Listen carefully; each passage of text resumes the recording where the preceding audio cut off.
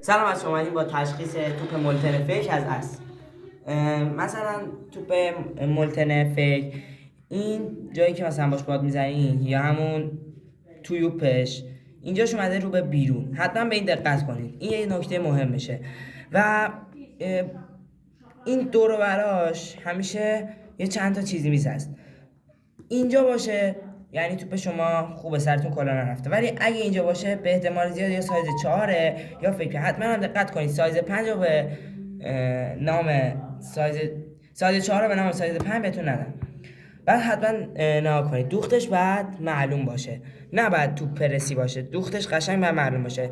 برای چی؟ برای اینکه مثلا توپتون خراب شد بتونید تعمیرش کنید و دیگه نرید به خاطرش هزینه زیادی کنید.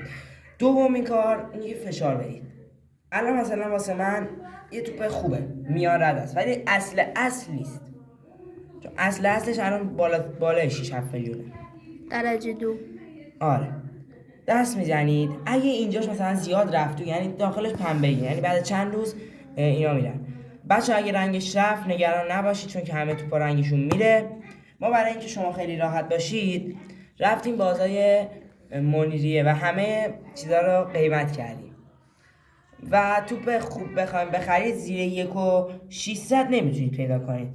توپ مثلا ایرانیشو بخوایم بخرید 1,800-700 هستش. پس اگه میخواین 800-700 خرج کنید انتظار نداشته باشید که بهتون اندازه توپ خوب کار بده. خداحافظ.